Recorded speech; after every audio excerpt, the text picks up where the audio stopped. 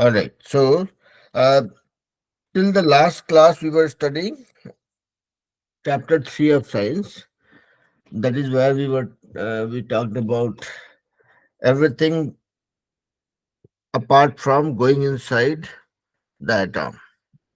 So, जो परमाणु के अभी तो हम लोग परमाणु के बाहर घूम रहे थे. Now we are talking about what are things inside the atom. So this is chapter 4, which talks about structure of atom. So let me share my screen also, and let me know once you guys are able to see it.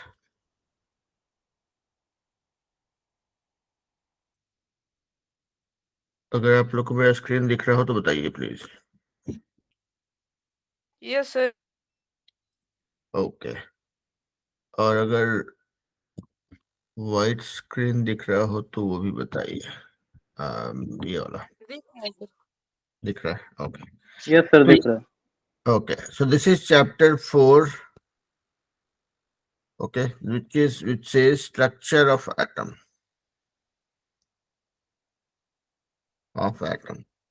मतलब परमाणु की रचना, परमाणु के structure, शायद वही बोलेंगे, right? परमाणु का की रचना. ये देख लिया आप लोग चैप्टर में जो नाम लिखा रहे. तो बेसिकली इसका now the whole discussion had started. मतलब अर्ली 19th सेंचुरी में और बिफोर दैट साइंटिस्ट लोग पहले तो हुआ कि भाई एटम क्या है, मॉलिक्यूल क्या है, यहाँ तक बात हुआ. ठीक है, एटम क्या है, मॉलिक्यूल क्या है, कि भाई एटम जो है किसी भी एलिमेंट का वो सबसे छोटा यूनिट है, इसको आगे तोड़ नहीं सकते. That was the conclusion. Molecule था कि भाई जहाँ पे कुछ एटम एक ही पदार्थ के, अलग अलग पदार्थ के एटम जो आपस में मिल करके एक स्टेबल कंपाउंड बनाते हैं, जिसमें कि उसका सारा गुण होता है. That is molecule. तो बात यहाँ पे आके रुक गया कि अच्छा एटम को आगे नहीं तोड़ सकते हैं. तो मतलब वो वो सबसे छोटा कण है जिसको कि आगे तोड़ा नहीं सकता, चाहे आप उसको माइक्रोस्कोप से देखें, चाहे जैसे भी देखें, या जो भी उपाय लगा लें, उसको आगे आप नहीं तोड़ सकते. That was the conclusion. लेकिन बात वहां पे रुका नहीं. पीपल वर थिंकिंग कि क्या एटम फिर अगर ये सबसे छोटा कण है तो अलग अलग पदार्थ जो है उसका अलग अलग एलिमेंट जो है उनका एटम में क्या अंतर है, क्या डिफरेंस है, what what makes them so very unique. और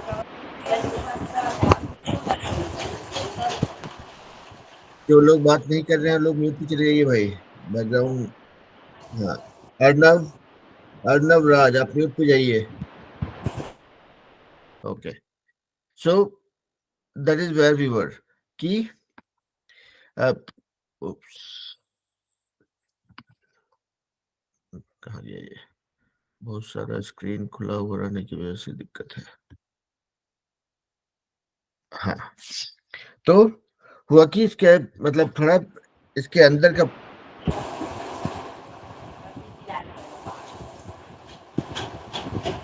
देखिए जो बच्चे बाद में ज्वाइन किए हैं प्लीज म्यूट पे रहेंगे unless you have to ask questions. ठीक है, सो दैट बाकी लोगों को डिस्टर्बेंस नहीं हो. और जब आपको पूछना है तो अनम्यूट कीजिए, सवाल पूछिए, कोई दिक्कत नहीं है. लेकिन हाँ, जब आप बात नहीं करते तभी आप म्यूट पे रहेंगे. ओके. हाँ, तो ऑलराइट. तो हुआ कि भाई एटम के अंदर में क्या खेल है उसको पता करना पड़ेगा, और उसके लिए there were different things done. तो जैसे कि कुछ कुछ उदाहरण जो हम लोग अपने आसपास भी देखते हैं, और मतलब ऑब्वियसली साइंटिस्ट लोग ने वो सब किया था. जैसे अब जैसे मान लिया जाए कि एक कंघी लेकर के अपने बाल में उसको फिराते रहिए बहुत देर तक. ठीक है, म- मतलब बैक ब्रश कीजिए, फ्रंट ब्रश कीजिए, जो भी कीजिए. जैसे जैसे लड़कियों का बाल बड़ा होता है तो उसको उनको जोर जोर से मतलब 5 6 10 बार कंघी को रगड़िए बाल के अगेंस्ट में, या कंघी कीजिए. और उसके बाद उस कंघी को लेकर के आप मान लिया जाए कहीं पे आपका बहुत छोटा छोटा कागज का टुकड़ा अगर बिखरा रखे हुए हैं, उसके पास ले जाएंगे, देखेंगे कि वो उसके तरफ अट्रैक्ट हो जाता है. या फिर जैसे कि मान लिया जाए कि इसका कांच का बना हुआ एक रॉड है, उसको फर के ऊपर रगड़ते हैं अगर, ठीक है, सॉरी, सिल्क का कपड़े के ऊपर रगड़ते हैं अगर, उसके बाद उस रॉड को लेके जाएंगे मान लीजिए कुछ छोटे मेटल के टुकड़े के पास में, या फिर कोई भी जहाँ पे छोटे कण हो कोई चीज़ का, जैसे कागज़ हो, छोटा कपड़ा भी हो या फिर कोई मेटल का छोटा पिन सब हो, उसके पास ले जाएँगे, देखेंगे क्या? उसके तरफ अट्रैक्ट होता है। तब अब ये मामला ये है कि ठीक है, मान लीजिए काँच का ग्लास था या आपका या सिल्क का कपड़ा था या कंघी था, जो भी था, वो किसी न किसी पदार्थ से बना हुआ था। उसमें उसका भी अगर आप इमेजिन करेंगे, छोटा से छोटा कण जो होगा, परमाणु बोलते हैं या एटम बोलते हैं, उन सब से मिलके बना होगा। तो वो रगड़ने से हुआ क्या? What exactly changed? क्योंकि कंघी तो कंघी दिख रहा है, चम्मच जैसा दिखना शुरू नहीं हुआ अभी तक। तो सवाल ये था कि क्या एग्ज़ैक्टली हुआ जब when you rubbed that that comb against your hair, आपने जब कंघी अपने बाल के ऊपर चलाया या काँच के उसको रॉड को रगड़ा सिल्क के कपड़े के साथ में, तो क्या चेंज हुआ? शेप तो बदला नहीं, जो एटम था, जितना परमाणु था, रह गया। तो ये जो है दीज़ वर द इंडिकेशंस कि अच्छा, एटम के अंदर में भी कुछ चार्ज सब्सटेंसेस हैं या कुछ ऐसे सब्सटेंस हैं जो चार्ज हो जाते हैं। इनके अंदर मतलब जो when they come in contact with something और when you rub it against something, अपना शेप चेंज किए बिना भी उनके अंदर में कुछ तो होता है जो कि जिसकी वजह से वो ज़्यादा एक्टिव हो जाते हैं या इसमें मैग्नेटिक प्रॉपर्टी आ जाती है, जो भी चुंबकीय गुण आ जाता है। तो this was a very high level conclusion, मुझे लगता है कि एक बहुत ही ऊपर-ऊपर का एक धारणा बनी कि अच्छा, मेटल एटम के अंदर में भी कुछ चीज़ है, जो कि उसको चार्ज करता है या उसके उसके बिहेवियर में थोड़ा चेंज आता है, जब आप उसको किसी चीज़ के अगेंस्ट रब करते हैं या रगड़ते हैं या है ना? तो फिर हुआ कि अच्छा, इसके मतलब एटम के अंदर में कुछ चार्ज सब्सटेंस है। तो ठीक है, हुआ कि मतलब एटम के अंदर में कुछ तो है, जो कि जो उसके प्रॉपर्टी को चेंज करता है। फिर बाद में साइंटिस्ट लोगों ने और भी एक्सपेरिमेंट किया and then they kind of started concluding something कि अच्छा, अब यहाँ पे हम एक शेप ऐसे बना रहे हैं, just this this is not to be believed. मतलब ऐसा नहीं कि ऐसा ही शेप होता है एटम का। मान लिया जाए कि एटम है अगर, तो साइंटिस्ट लोग, हम लोग जो है पहले अभी तक यहाँ तक ही मामला पहुंचा था कि अच्छा, सरफेस मतलब इसको आगे तोड़ नहीं सकते हैं, इसके अंदर क्या हमको पता नहीं है। So this was my atom. ठीक है, साइंटिस्ट लोगों ने जब वो जो भी हम लोग भी छोटा मोटा एक्सपेरिमेंट का बात कर रहे थे, उसके बाद पता चला कि अच्छा, इसके अंदर में कुछ ऐसा, अंदर में कुछ चीज है जो उसको चार्ज करता है या उसका उसका प्रॉपर्टी या उसका बिहेवियर चेंज होता है। तो हुआ कि भाई ठीक है, साइंटिस्ट लोग एक कुछ कंक्लूजन ड्रॉ करने लगे थे और फिर हम लोग उस पे आगे आगे बात करेंगे, ठीक है? बेस्ड ऑन डिफरेंट एक्सपेरिमेंट्स, वो लोग बोले कि भाई इसके अंदर में 2 तरह का चीज़ है। एक तो जो नेगेटिव चार्ज है, उसको बोला उन्होंने इलेक्ट्रॉन, कि हर एक एटम के अंदर में एक नेगेटिव चार्ज है। जैसे हम लोग बोलते हैं ना, बिजली इलेक्ट्रिसिटी का बात करते हैं तो क्या होता है, एक पॉजिटिव होता है, एक नेगेटिव होता है। बैटरी भी देखेंगे अगर, तो उसका 2 कंपोनेंट होता है, पॉजिटिव और नेगेटिव, राइट? मतलब देखेंगे एक तरफ प्लस लिखा है, एक तरफ माइनस लिखा रहेगा। तो जो है उसी तरह से जब भी हम चार्ज का बात कर रहे हैं एटम के अंदर में, तो साइंटिस्ट लोग बोला कि भाई देखिए, इसके अंदर में चार्ज रहता है, कुछ पॉजिटिव चार्ज होता है, कुछ नेगेटिव चार्ज होता है। कुछ ऐसा सब्सटेंस रहता है इसके अंदर, पॉजिटिव एनर्जी रहती है, पॉजिटिव चार्ज रहता है। कुछ ऐसा सब्सटेंस रहता है इसके अंदर, नेगेटिव चार्ज रहता है उसको। तो नेगेटिव वाले को बोला गया इलेक्ट्रॉन, पॉजिटिव वाले को उन्होंने कहा कि भाई इसको बोलते हैं प्रोटॉन। ठीक है? तो इस कंक्लूजन में पहुंचे कि भाई हाँ, एटम के अंदर में 2 तरह का सब्सटेंस होता है, एक पॉजिटिव चार्ज रहता है इसमें, एक नेगेटिव चार्ज रहता है। उसको पॉजिटिव वाले को प्रोटॉन, नेगेटिव वाले को इलेक्ट्रॉन बोलेंगे। ठीक है? उसके बाद भी चल रहा था, अलग-अलग लोग अलग-अलग थ्योरी निकाल रहे थे और अब उस हिसाब से अपना-अपना कुछ कंक्लूजन निकाल रहे थे, बट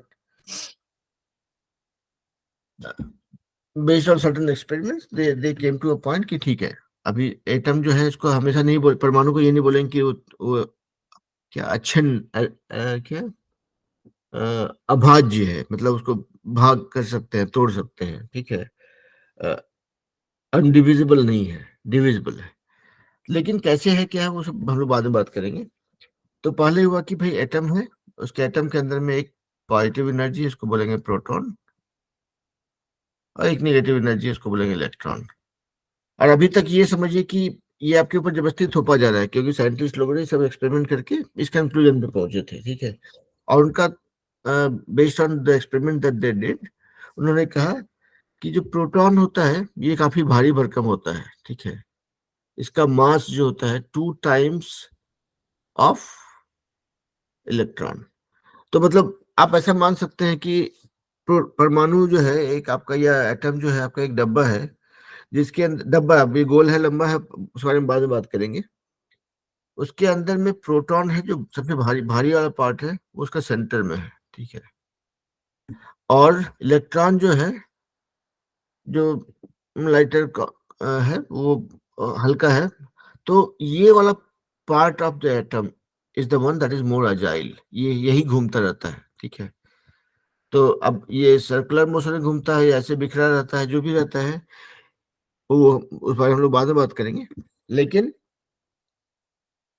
ताकि every atom is comprised of two particles, one is called proton, which contains positive energy, जिसमें पॉजिटिव मतलब पॉजिटिव ऊर्जा होती है, और इलेक्ट्रॉन जो नेगेटिव एनर्जी कैरी करता है, वो दूसरा एलिमेंट है। और electron is much lighter than proton, मतलब प्रोटॉन का जो मास है that is almost 2000 times that of electron. तो ये सब जानकारी जो है साइंटिस्ट लोग ने हमको दिया, और इसका इसका कोई हमारे पास, क्या बोलते हैं, कोई तरीका नहीं इसको वैलिडेट करने का। दिस वाज गिवन और derived based on certain experiment that they did, ठीक है। तो यहाँ पर लेट मी स्टॉप हियर। यहाँ तक जो हम लोग बात कर रहे हैं, यहाँ पे सिर्फ साइंटिस्ट ने हमको, मतलब हम लोग ने, अभी तक मन में सवाल चल रहा था भाई परमाणु के अंदर में और कुछ है कि नहीं है। स- जो हम लोगों ने कंघी को बाल के ऊपर घुमाया, तो इसमें ऐसे मैग्नेटिक प्रॉपर्टी कैसे आ गया, चुंबकीय गुण कैसे आ गया। और जो है साइंटिस्ट लोग का जो खोज हम लोग से 2 कदम आगे था, वो लोग कुछ कंक्लूजन पे निकला है, पहुंचा कि भाई हाँ, इसके अंदर में 2 तरह के कण होते हैं परमाणु के अंदर। एक पॉजिटिव एनर्जी, इसको प्रोटॉन बोलते हैं, एक दूसरा नेगेटिव एनर्जी, इसको इलेक्ट्रॉन बोलते हैं। और प्रोटॉन जो है काफी भारी होता है, तो समझ के मान के चलिए कि वो एटम के सेंटर में रहेगा। और इलेक्ट्रॉन काफी लाइट होता है, हल्का होता है, वो घूमता फिरता रहता है, ठीक है। इतना तक में जो भी बोले हैं इसमें कुछ भी साइंटिफिकली प्रूव किया वो नहीं है। This is just interpretation from what scientist derived. मतलब साइंटिस्ट लोगों ने जो जो जानकारी निकाली और शेयर की, that is that is what I have shared. अभी तक में कुछ डाउट हो, कुछ ऐसा चीज बोले हो जो नहीं समझ में आया, या कुछ बोलना चाहेंगे, दोबारा हमको रिपीट करना चाहेंगे, तो बोलिए। अभी तक में कोई डाउट?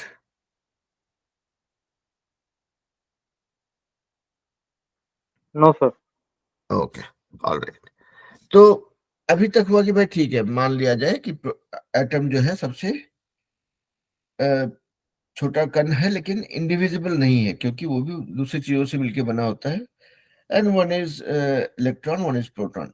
इलेक्ट्रॉन नेगेटिव है, प्रोटॉन पॉजिटिव है, ठीक है भाई। लेकिन एटम दिखता कैसा है? ऐसा, ऐसा, ऐसा। उसके ऊपर बहुत सारा खोज चल रहा था। और इलेक्ट्रॉन प्रोटॉन कहाँ पे फिट बैठता है, तो वो सब चीज के बारे में खोज चल रहा था। And that is where scientist were investigating to find out कि भाई स्ट्रक्चर क्या होता है एटम का। तो अलग अलग लोगों ने अलग अलग थ्योरी दिया।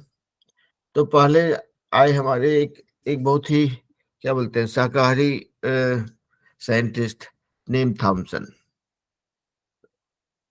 मतलब शाकाहारी नहीं थे, अंग्रेज लोग शाकाहारी जनरली नहीं होते हैं। तो थॉमसन ने कहा कि भाई एक्चुअली पता है, एटम जो होता है तरबूज जैसा होता है, गोल रहेगा। जैसे कि पूरा तरबूज में कैसे होता है, पूरा लाल वाला पोर्शन जो हम लोग खाते हैं, वो समझिए। उन्होंने कहा कि ये है प्रोटॉन, और बीच में जो तरबूज का बीज है, बीच में जो पूरा बिखरा हुआ बीज है, उसको मान के चलिए है इलेक्ट्रॉन। तो मतलब प्रोटॉन जो है एक्चुअल मास है बीच का, जो हम लोग खाते हैं तरबूज का। और इलेक्ट्रॉन जो है वो घूम बीज है, जिसको हम फेंकते हैं, जो काफी हल्का होता है। तो ये थ्योरी दिया थॉमसन ने, ठीक है, कि भाई हर एक एटम जो है एक एक स्फीयर जैसा होता है। उसमें जो पॉजिटिव एनर्जी है वो उसका जो main meat, not meat but main eat edible portion है, और जो सीड है वो जो बीज होता है वो समझिए कि इलेक्ट्रॉन है आपका, ठीक है।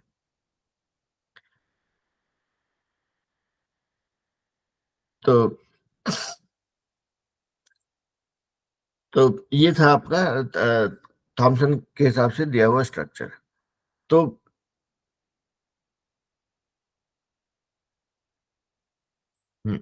और यहाँ पे लेट मी जस्ट थिंक कि क्या exactly how I want to represent. Okay, ठीक है, चलिए। तो ये था थॉमसन का थ्योरी था कि भाई एटम समझिए कि इट्स लाइक अ स्फीयर, जहाँ जो कि लाइक लाइक नो वाटरमेलन, जहाँ पे कि आपका जो बीज का जो एडिबल पोर्शन है जो हम लोग खाते हैं, दैट इज प्रोटॉन, एंड जो सीड्स है, जो बीज है, वैसा आपको समझिए इलेक्ट्रॉन है। तो ये इनका एग्जाम्पल था। और obviously and it was aligning with the theory कि इलेक्ट्रॉन जो होता है ये जो सीड है, बीज है, इलेक्ट्रॉन है, इलेक्ट्रॉन इज नेगेटिवली चार्ज्ड, और जो जो ये जो खाने वाला पोर्शन है, जो एक्चुअल रेड पोर्शन है, या I mean the actual stuff in watermelon या तरबूज जो होता है, वो है आपका प्रोटॉन। और उन्होंने तीसरा चीज ये कहा कि जो नेगेटिव और जो टोटल एनर्जी है वो, मतलब इसका जो नेगेटिव चार्ज है और जो पॉजिटिव चार्ज है, they balance out each other, so that this atom is electrically neutral. तो ये था एटम का स्ट्रक्चर। तो तीन चीज है इसमें कि थॉमसन ने कहा कि atom is like a small sphere which comprises of positive and negative energy. Electron is the particle that contains all the negative energy, and that is scattered all across inside the atom। कि ये बिखरा होता है, जैसे कि मतलब इसको तरबूज से आप कंपेयर कर सकते हैं कि भाई इलेक्ट्रॉन जो है उसके अंदर में बिखरा रहता है, और प्रोटॉन जो होता है that makes the actual mass of the atom. और ओवरऑल जो होता है इसका जितना टोटल पॉजिटिव एनर्जी और नेगेटिव, मतलब जो जो असली खाने वाला चीज से जो पॉजिटिव एनर्जी है, जो प्रोटॉन है, वो और जो टोटल इलेक्ट्रॉन्स का नेगेटिव एनर्जी है, they balance out each other, so that atom is electrically neutral. ठीक है। तो ये था थॉमसन का मॉडल। इसलिए हम बोले कि थॉमसन जो थे आपके वेजिटेरियन साइंटिस्ट थे। उन्होंने एक एक एक फ्रूट का एग्जाम्पल पकड़ा और बोला कि भाई ऐसा ही होता है एटम। थॉमसन के मॉडल में कोई शंका हो तो पूछिए भाई।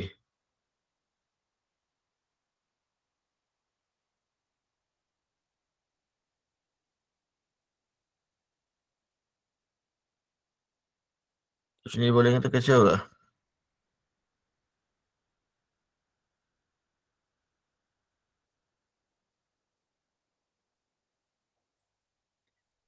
चलिए हम ही पूछ लेते हैं। सो अंकित, माही, आलोक, कुछ कंफ्यूजन है तो पूछिए भाई। अभी तक में ठीक है। Yes. ओके। तो हम लोग देखे थॉमसन का मॉडल, जिसमें थॉमसन ने बताया कि भाई आपका जो एटम है इज नथिंग बट तरबूज, वाटरमेलन, जहाँ पे इलेक्ट्रॉन और प्रोटॉन जो है इस तरह से व्यवस्थित रहते हैं। इलेक्ट्रॉन जो है आपका बिखरा होता है पूरा, और प्रोटॉन जो होता है वो फॉर्म मास होता है इसके अंदर में। एंड ओवरऑल जो एटम होता है इलेक्ट्रिकली स्टेबल कंडीशन में होता है, मतलब जितना पॉजिटिव एनर्जी था, जितना पॉजिटिव चार्ज था, जितना नेगेटिव, सॉरी, इलेक्ट्रॉन के थ्रू जितना नेगेटिव चार्ज था और प्रोटॉन के थ्रू जितना पॉजिटिव चार्ज था, ये दूसरे को बैलेंस कर रहा है। सो इलेक्ट्रिकली न्यूट्रल स्टेट में रहता है। ठीक है। तो ये तो था थॉमसन का मॉडल। तो प्रिया आप थोड़ा लेट ज्वाइन किए, बट आज हम लोग चैप्टर 4 कर रहे हैं, जहाँ पे हम लोग एटम के बारे में, structure of atom, that's what it says, परमाणु की रचना। ठीक है। तो उसमें इसके बारे में बात कर रहे हैं। तो अभी तक हम लोग सिर्फ इतना ही बात की कि साइंटिस्ट लोग बताया हमको कि भाई एटम जो है सबसे छोटा कण तो होता है, लेकिन ऐसा नहीं कि वो उसको अभाज्य है, वो उसको डिवाइड नहीं कर सकते। और तभी उन लोगों ने बताया कि इलेक्ट्रॉन और प्रोटॉन नाम के दो कण पाए जाते हैं परमाणु के अंदर में। और अभी जो है इलेक्ट्रॉन में नेगेटिव चार्ज होता है, प्रोटॉन में पॉजिटिव चार्ज होता है। प्रोटॉन जो है इलेक्ट्रॉन से 2000 गुना ज्यादा भारी होता है। So this is the thing that we have discussed so फार।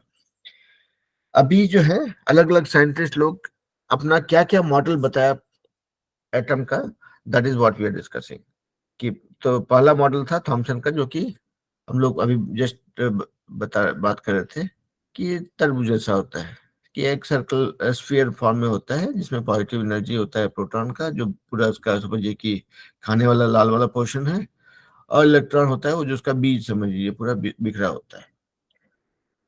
और ओवरऑल इलेक्ट्रॉन और प्रोटॉन मिलाकर के न्यूट्रली इलेक्ट्रिकली न्यूट्रल स्टेट में रहता है। मतलब जो है जितना पॉजिटिव एनर्जी है उतना ही नेगेटिव एनर्जी है, तो इसलिए एटम एटम जो है बाय इटसेल्फ न्यूट्रल स्टेट में रहता है। तो ये था हमारा, ये हमको थॉमसन ने बताया। तो दूसरे साइंटिस्ट थे वो क्यों चुप रहते, रदरफोर्ड। उन्होंने कहा कि भाई देखो हम बताते हैं कि हिसाब किताब क्या है एटम का इसका, ठीक है। तो उन्होंने क्या किया कि एक गोल प्लेट लिया, ठीक है। एक गोल फॉइल मतलब तो जैसे एल्यूमिनियम फॉइल होता है जिसमें कोई चीज के ऊपर रैप करते हैं, मतलब बहुत पतला पट्टी समझिए, ठीक है। चांदी का वर्क जैसे होता है ना, चाहे इसके ऊपर ये सोने का वर्क होता है, मिठाई के ऊपर लगा होता है, कभी कभी देखेंगे। तो वैसा समझ लीजिए कि एक बहुत पतला सा फॉइल लिया और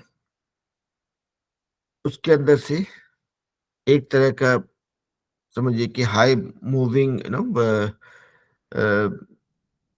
पार्टिकल्स कॉल अल्फा पार्टिकल्स, ठीक है, उसको उसके अंदर से गुजरने के लिए बोला। मैं समझिए कि टॉर्च लेके आप जैसे नहीं था चादर चादर के अंदर से एक तरफ चादर चादर है बीच में, एक तरफ से टॉर्च से रोशनी करते हैं, समझिए वही काम किया, ठीक है। कि भाई ये अल्फा पार्टिकल्स को इसके अंदर से गुजर क्रॉस कराया। उनका पर्पस ये था कि जो मान लीजिए ये है आपका पट्टी है आपका गोल्ड का, ठीक है। मतलब उसके अंदर बहुत सारे एटम रहेगा। तो ये जो अ, इसके अंदर से अल्फा पार्टिकल्स गुजरेगा, मान लिया जाए एटम है यहाँ पे, यहाँ पे अगर कुछ सॉलिड चीज रहेगा तो लौट जाएगा। अगर समझिए कि इसके बगल से गुजरा तो इसे थोड़ा हल्का डिफ्लेक्ट होकर चला जाएगा, या दूर से रहा तो सीधा गुजर जाएगा, है ना। तो he was just trying to see कि अगर ये अल्फा पार्टिकल्स ये एटम्स के बीच से गुजरता है अगर, तो होता क्या है, ठीक है। और जो गोल्ड फॉयल था मतलब उसका एक सर्टेन लेवल ऑफ थिकनेस, आप लोग देख लिया बुक में, देख लिया क्या है, बट इट सेज कि हाँ इससे इसके थ्रू उसको गुजर। तो उनका ये फाइंडिंग था कि जो जो हम लोग मान के चल रहे थे कि जो जहां पे उसको कोई टकराया नहीं, मान लिया चाहे इलेक्ट्रॉन हो प्रोटॉन हो, नहीं तक उससे टकराया नहीं, सीधा निकल गया। तो मतलब एटम के अंदर में कुछ खाली इलाका था जहां पे कुछ भी नहीं था, ठीक है। क्योंकि ज्यादा से ज्यादा जो इस एक्सपेरिमेंट में क्या मैक्सिमम अल्फा पार्टिकल जो था वो सीधा निकल गया। कुछ जो है हल्का डिफ्लेक्ट हुआ, जैसे नहीं होता है कि मान लिए जैसे कि अभी ये यहाँ एज पे लगा, टकरा के निकल गया। ऐसे मान लीजिए यहाँ पे कुछ है, आप अगर सीधा बीच में हिट करते हैं तो लौट जाएगा इसमें। मान लीजिए बॉर्डर पे कुछ कुछ रे आया अल्फा पार्टिकल का, और यहाँ बॉर्डर पे है तो ठीक है, ऐसे टकरा के बगल से निकल गया, ठीक है। लेकिन जो मतलब इसको रदरफोर्ड रदरफोर्ड का मॉडल है ये। तो समझिए कि ये पट्टी था, इसे अल्फा पार्टिकल निकला। अब इसको ऐसे यहाँ पे नहीं देख करके समझिए, इसको हम ऐसे एटम देखते हैं। एटम के अंदर हम लोग बात कर रहे थे कि कुछ तो होगा, पूरा एकदम टाइट फिट एकदम पैक तो नहीं है, ठीक है। कुछ कुछ है पार्टिकल्स, कहाँ पे है क्या है देखेंगे। तो जब ये जो अल्फा रेज से गुजरा ना, तो मैक्सिमम अल्फा रेज एकदम सीधा निकल गया, कोई प्रॉब्लम नहीं था। अब एक एग्जांपल लेते हैं, खाली एक एक एक चीज को सॉलिड रखते हैं। समझिए कि यहाँ पे एक सॉलिड मेटल का बॉल है। मेटल मतलब कोई भी सॉलिड चीज है। एकदम बीच में आके हिट किया अल्फा पार्टिकल, ऐसे उल्टा लौट गया, आया था ऐसे, जिस मुंह से आया था उसी मुंह से वापस लौट गया, कुछ यहाँ से गुजरा ऐसे चला गया, इधर से गुजरा सीधा चला गया। तो रदरफोर्ड का जो एक्सपेरिमेंट था ना, जो गोल्ड प्लेट के से अल्फा अल्फा पार्टिकल को गुजारने का, तो वही वो देखे कि मैक्सिमम पार्टिकल, अल्फा पार्टिकल जो था सीधा निकल गया, कोई दिक्कत नहीं था, तो कहीं कोई डिफ्लेक्शन नहीं हुआ, कुछ नहीं हुआ, मतलब नहीं था, ऐसा लगा कि गोल्ड प्लेट था ही नहीं टाइप्स। बहुत कम अल्फा पार्टिकल्स था जो डिफ्लेक्ट हुआ, मतलब लेट्स से 1 in 50, ये 100 में एक, 50 में एक इस टाइप्स, ठीक है। और बहुत ही कम अल्फा पार्टिकल्स था जो वापस लौट गया। तो उनका एक्सपेरिमेंट के हिसाब से उनको पता चला कि लगभग 12,000 अल्फा पार्टिकल्स अगर वो भेजे अगर इस प्लेट के थ्रू, तो सिर्फ उसमें से एक जो था पूरा पूरा रिबाउंड हो गया, मतलब नहीं था जैसे दीवार में फेंकते बॉल और टकरा के आता है आपके हाथ में, उस तरह से हुआ। तो उससे उनको लगा कि अच्छा, जो है ये मान सकते हैं कि आपका जो एटम है, आपका जो परमाणु है, उसके अंदर मैक्सिमम तो खाली इलाका है, ठीक है। और दूसरा है कि जो जो जो जो पार्ट क्या हुआ इसको,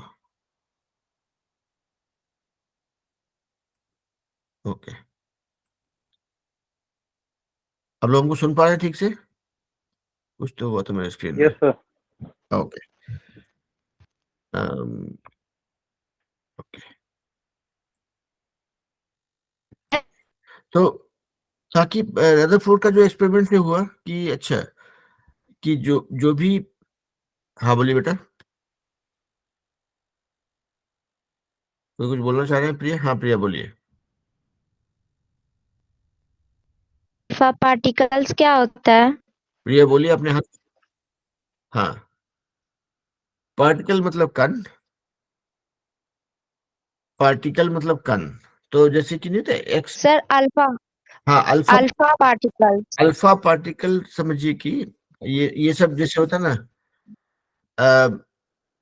अलग अलग तरह का फास्ट मूविंग पार्टिकल्स है, ठीक है। जैसे कि मैंने अल्फा बीटा गामा, ये सब जो, ये सब साइंटिफिक टर्म्स आप लोग सुने होंगे। तो ये समझिए कि अलग अलग तरह का, जैसे कि अब जैसे हम लोग जाते हैं एक्सरे करने जाते हैं, तो ये सब है ना कि अलग अलग प्रकार के कण हैं। अब जैसे देखिए, जैसे अब एक्सरे का एग्जांपल इसलिए ले रहे हैं क्योंकि ये समझना थोड़ा आसान होगा। देखिए एक्सरे जो है, एक्स एक्स रे, एक्स और रे है, ठीक है। ये रे क्या है? किरण है, ठीक है। एक्स रे, तो कुछ तो होगा, एक्स है उसका, उसको मिला करके किरण बना है।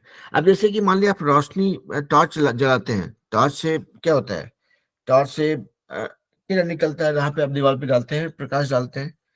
तो समझिए कि अगर आप ध्यान से अपना देखेंगे टॉर्च को, उसमें जो रोशनी निकल रहा है, उसमें क्यों रोशनी निकल रहा है? What is exactly that?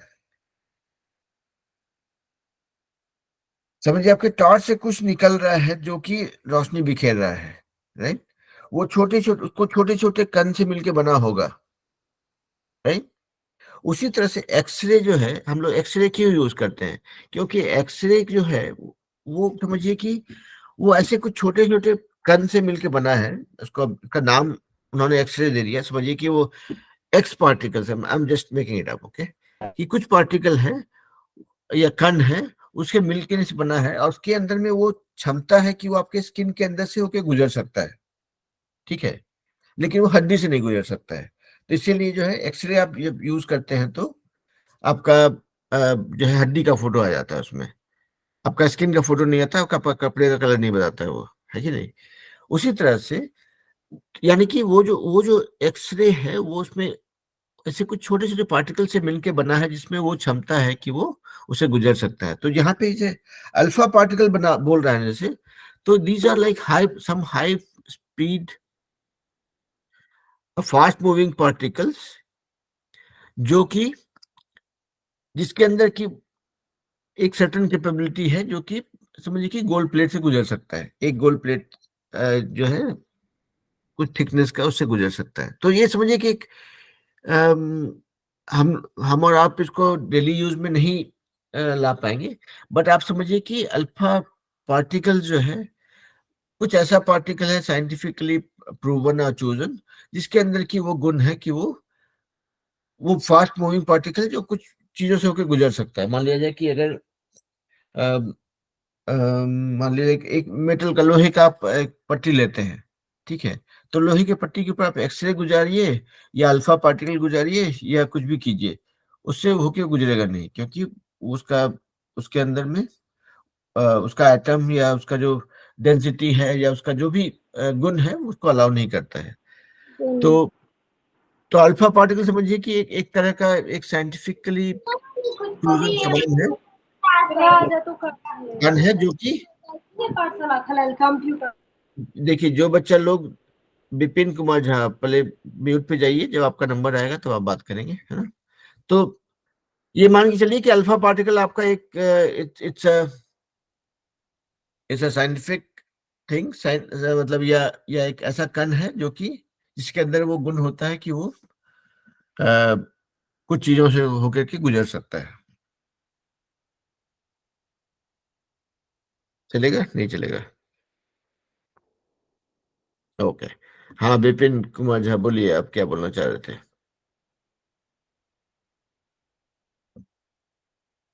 Unmute कीजिए, बोलिए विपिन, आप क्या बोलना चाह रहे थे?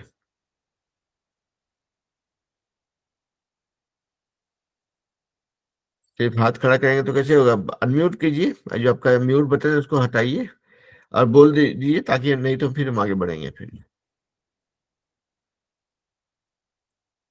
तो फिर आप नहीं बोलेंगे तो हम आगे बढ़ेंगे फिर, है ना।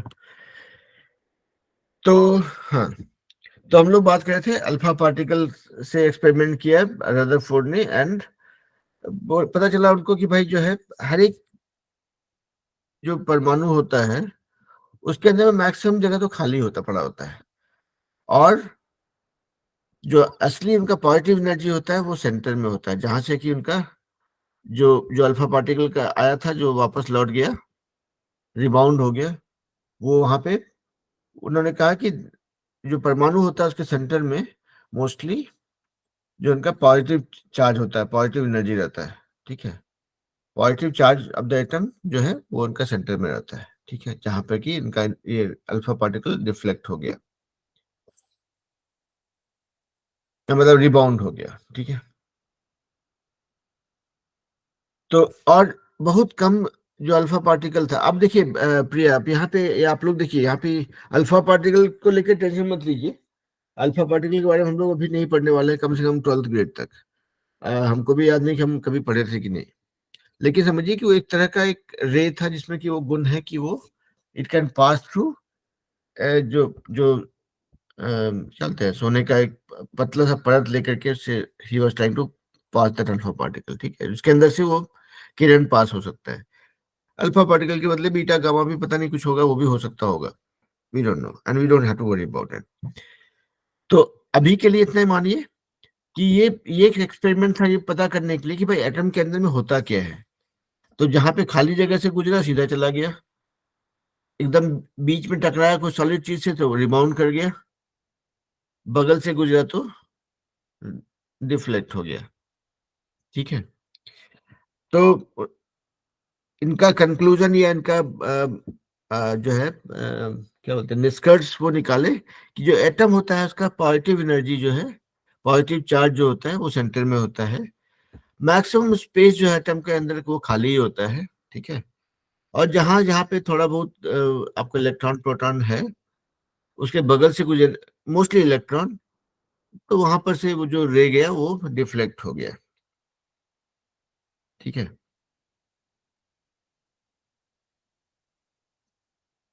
तो ये था, और इससे उन्होंने ये भी निष्कर्ष निकाला कि जो है इलेक्ट्रॉन जो है ये प्रोटॉन के आसपास, मतलब के अराउंड सर्कल में घूमता रहता है, सर्कुलर पाथ में घूमता होता है, ठीक है। तो रदरफोर्ड का जो एक्सपेरिमेंट था आप लोग सोना का पट्टी या अल्फा रे के बारे में सोच रहे थे, वो मत सोचिए, एटम के बारे में सोचिए।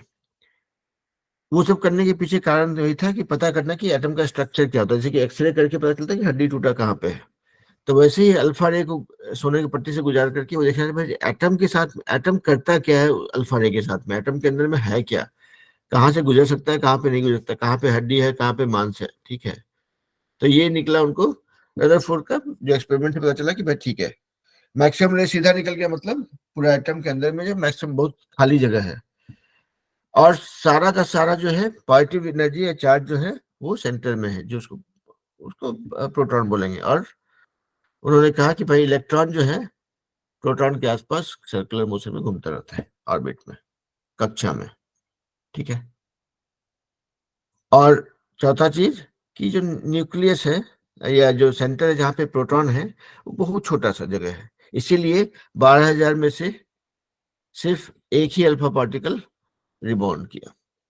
कि भाई समझिए 12,000 में से एक, मतलब अगर मान लिया कोई एग्जाम हो 15,000 बच्चों का और उसमें से एक ही बच्चा सिलेक्ट किया जाएगा तो बहुत टफ एग्जाम है ना, या वो एग्जाम में सीट बहुत कम है, वही वही चीज यहाँ पे कि भाई न्यूक्लियस या जो इसका सेंटर बहुत छोटा सा है, वहाँ पे बहुत एक ही कॉन्सेंट्रेटेड जगह में सारा पॉजिटिव एनर्जी है, जिसकी वजह से बहुत कम ही पार्टिकल रिफ्लेक्ट हुआ। तो रदरफोर्ड का पूरा एक्सपेरिमेंट का 3 कंक्लूजन था, 3 या 4। पहला कि सारा पॉजिटिव एनर्जी सेंटर में रहता है और सेंटर बहुत छोटा होता है, ठीक है। इलेक्ट्रॉन जो है इसके आसपास घूमता रहता है, ये दूसरा निष्कर्ष था।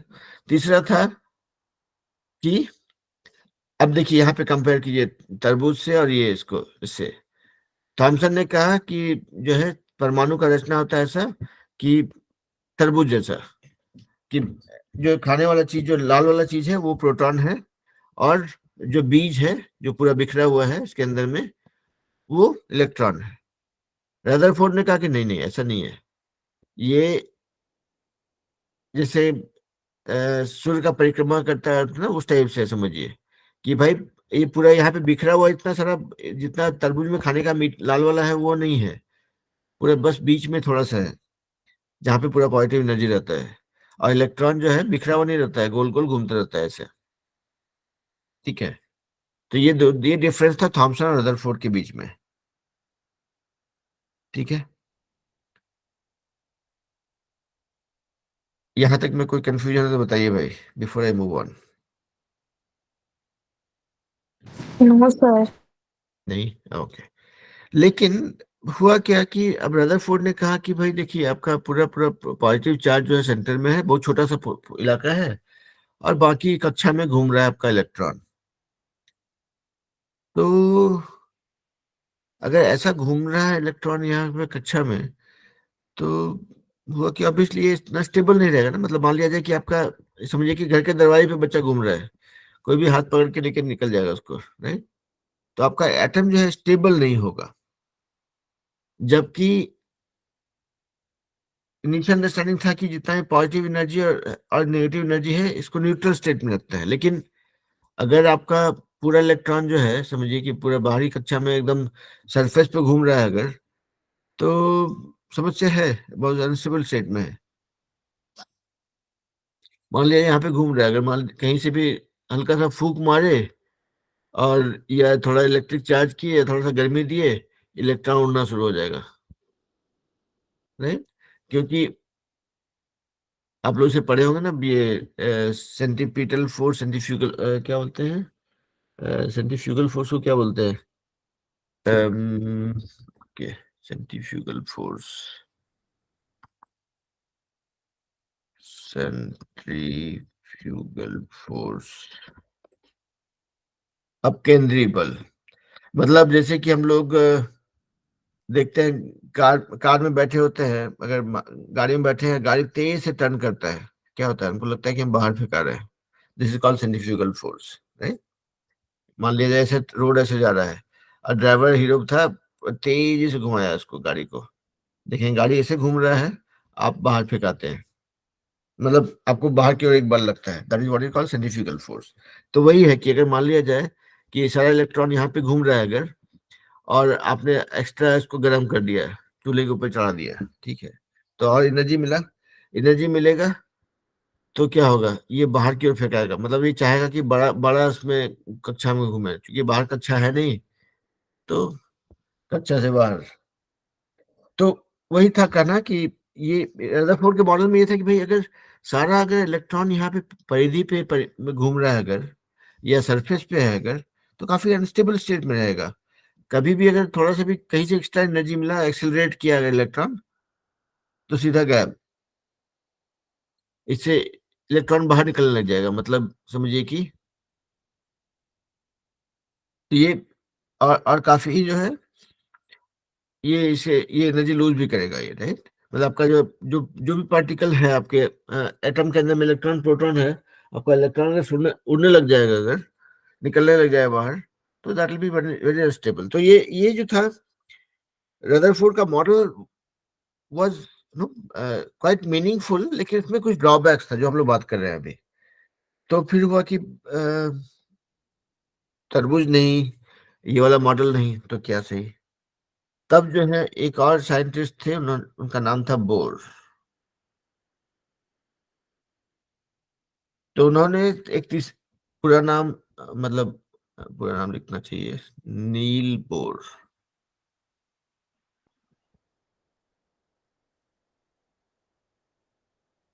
ठीक है, उन्होंने एक तीसरा मॉडल लाया, ठीक है, कि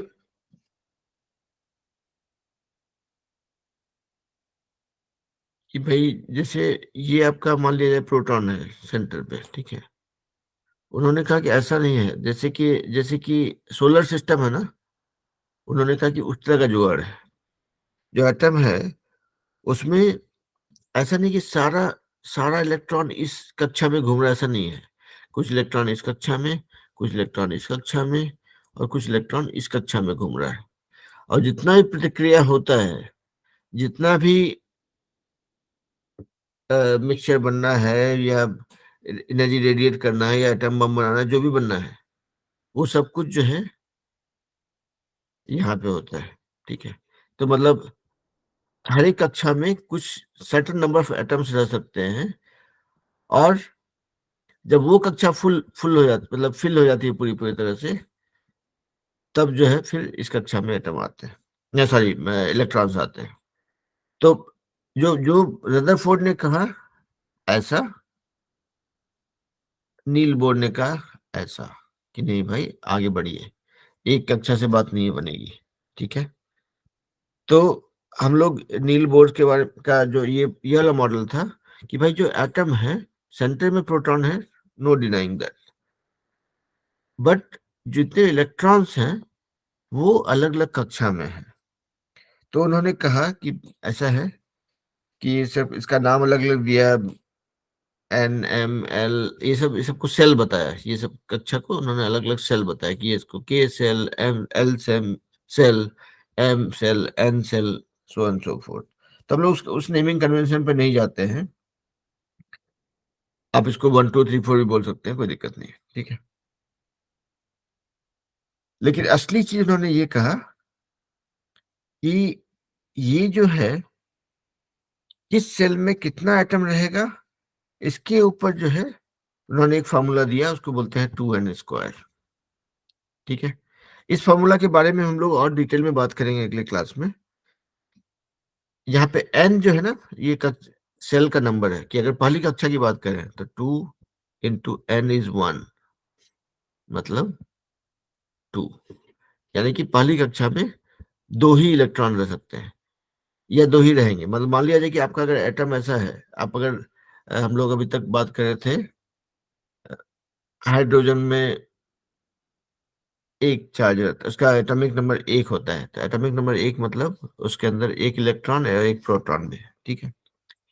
तो उसी तरह से हीलियम अगर है, अभी हम लोग देखिए, हम लोग पीरियोडिक टेबल के का शुरुआत कर रहे हैं, कि अगर हीलियम है, उसका एटॉमिक नंबर 2 है, इसका मतलब क्या है कि इसमें 2 इलेक्ट्रॉन और 2 प्रोटॉन है, ठीक है।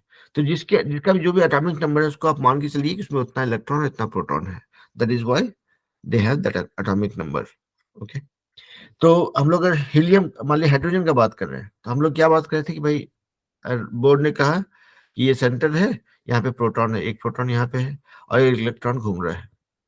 तो अब एक इलेक्ट्रॉन को घूमने के लिए आपको 4 कक्षा लगा के क्या कीजिएगा? एक बच्चा 4 क्लासरूम, क्या फायदा, है कि नहीं?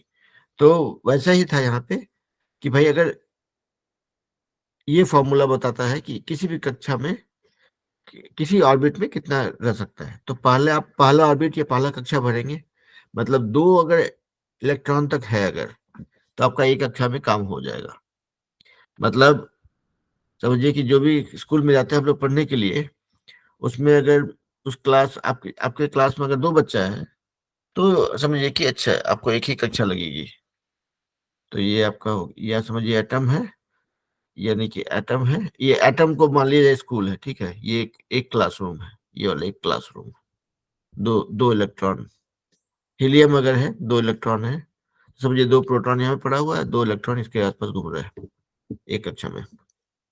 जैसे आप लिथियम पे जाएंगे, जहां पे कि 3 है इसका एटॉमिक नंबर, मतलब 3 इलेक्ट्रॉन 3 प्रोटॉन, तो इस कक्षा में तो नहीं भरेगा। तभी वो स्कूल डिसाइड करता है भाई कि एक और क्लासरूम लगेगा, एक और क्लासरूम बनाया। अब ये 2 इलेक्ट्रॉन यहाँ पे है, तीसरा इलेक्ट्रॉन यहाँ पे घूम रहा है, ठीक है। तो कुल मिला के आपको ध्यान रखना है कि एक एक फॉर्मूला है 2n², यही डिसाइड करता है कि किस कक्षा में कितने इलेक्ट्रॉन रहेंगे। ये था बोर का थ्योरम, ठीक है, बोर का थ्योरी था। तो हम लोग इसके बारे में इसके साथ में थोड़ा और माथापच्ची करेंगे। This is a very interesting concept, ठीक है। तो इसको हम लोग अगले क्लास में करेंगे। अभी के लिए आप लोगों से फॉर्मूला बताएं कि अगर हाइड्रोजन है तो आप मान के चलिए इसमें एक ही कक्षा रहेगा, एक ही इलेक्ट्रॉन है, काम हो जाएगा। हीलियम है तो 2 होगा। अब देखिए लिथियम, मतलब 3 अगर इसका एटॉमिक नंबर है, मतलब 3 इलेक्ट्रॉन 3 प्रोटॉन है, तो दूसरी कक्षा हो गई। अब दूसरी कक्षा बन गई, दूसरी कक्षा में कितना इलेक्ट्रॉन रह सकता है? 2n²। तो अगर n का वैल्यू 2 रहेगा, अगर 2n² मतलब 8, तो आपका दूसरा कक्षा जो है इसमें अप टू 8 इलेक्ट्रॉन्स, मतलब आप 2 से बढ़ते बढ़ते 10 तक जाइएगा अगर, तब तक जो है उतना उतना तरह का एटम में 2 ही कक्षा रहेगी, 2 ही ऑर्बिट रहेगा, ठीक है, उसमें उनका काम हो जाता है। तो that is what we will do more of that, ठीक है, इन द नेक्स्ट क्लास। और थोड़ा इसको इसको इसके साथ थोड़ा माथापच्ची करना पड़ेगा, because you can relate this with valency, you can relate this with कि रिएक्शंस कैसे होते हैं, कैसे how this distribution of electron helps in different reaction, और इस कॉन्सेप्ट को थोड़ा अच्छे से डिटेल में समझेंगे तो इन द नेक्स्ट क्लास। लेकिन bore was not actually boring. Bore ने कहा कि भाई थोड़ा और इंटरेस्टिंग कॉन्सेप्ट भी है, कि अभी तक जो है हम लोग बात कर रहे हैं सिर्फ कि पॉजिटिव पॉजिटिव चार्ज वाला पार्टिकल यानी कि प्रोटॉन, और नेगेटिव चार्ज वाला पार्टिकल यानी कि इलेक्ट्रॉन, जो कि गोल गोल घूमता रहता है। लेकिन दे समथिंग कॉल्ड न्यूट्रॉन, जो कि न्यूट्रल है, वो उसके सेंटर में रहता है, ठीक है, ऐसा। तो बोलता है कि जो न्यूट्रॉन है वो भी काफी हद तक, सॉरी, न्यूट्रॉन जो है उसका संख्या जो है वो भी सेम प्रोटॉन के इतना ही होता है, और लेकिन इसके ऊपर कोई चार्ज नहीं रहता है, मतलब न्यूट्रल रहता है, इसलिए न्यूट्रॉन। पॉजिटिव मतलब पॉजिटिव का POS, पी नहीं, सिर्फ P actually. Positive energy proton, negative energy electron, और नेगेटिव चार्ज इलेक्ट्रॉन, और नो चार्ज इज न्यूट्रॉन, ठीक है। तो ये तीसरा पार्टिकल था जिसके बारे में कि रदरफोर्ड ने नील बोर ने कहा, ठीक है। तो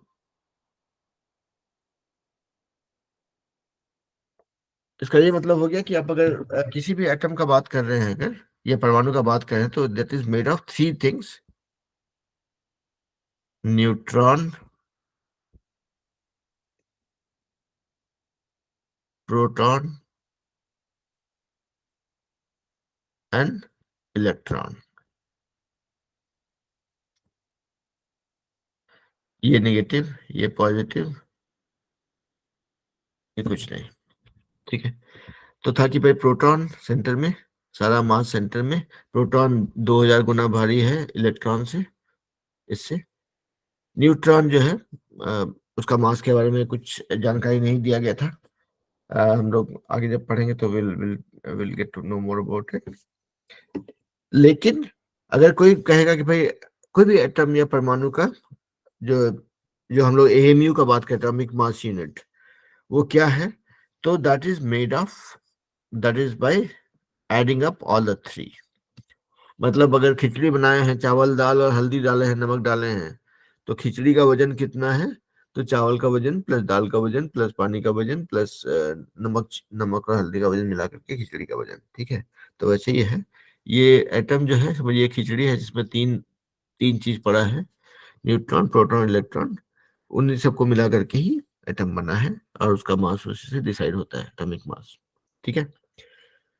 अभी तक जितना कुछ हम लोग पढ़े, इसमें कुछ डाउट, कंफ्यूजन, टेंशन, कॉम्प्लेक्सिटी है तो बताइए भाई।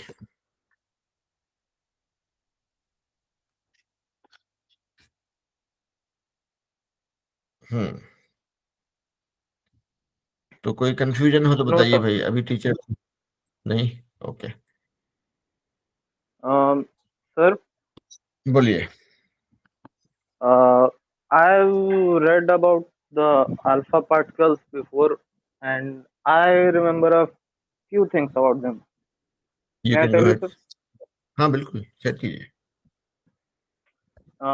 Sir, that I don't remember it clearly, sir, but uh, they are positively charged hmm, particles, and which are made up of two neutrons and protons, okay. and that is identical to isotope of an element.